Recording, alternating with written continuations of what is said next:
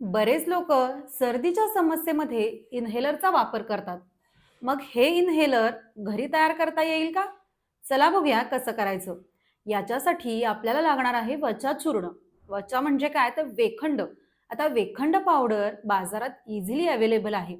वेखंड हे अतिशय तीक्ष्ण, अतिशय स्ट्रॉंग असं औषधी द्रव्य आहे. त्यामुळे थोड्या मात्रेमध्येही हे छान काम करतं. याच्यासाठी आपण अर्धा चमचा किंवा एक चतुर्थांश चमचा वचा चूर्ण घ्यायचं आहे. वाळलेल्या तुळशीच्या पानांची पावडर घ्यायची आहे. लवंगांची पावडर घ्यायची आहे. भीमसेन कापूर आणि यामध्ये 2 ते 3 थेंब लवंगाचं तेल टाकायचं आहे. आणि हे मिश्रण अशा जाळीदार कापडामध्ये बांधायचं आहे. आणि याची एक छोटीशी पोटली तयार करायची आहे.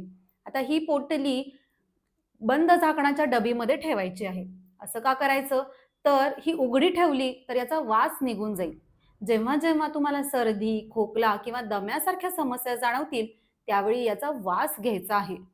नेझल सिक्रेशन कमी करण्यासाठी, ब्लॉकिंग सेन्सेशन कमी करण्यासाठी आणि श्वास व्यवस्थित येण्यासाठी तुम्ही याचा प्रयोग नक्कीच करू शकता.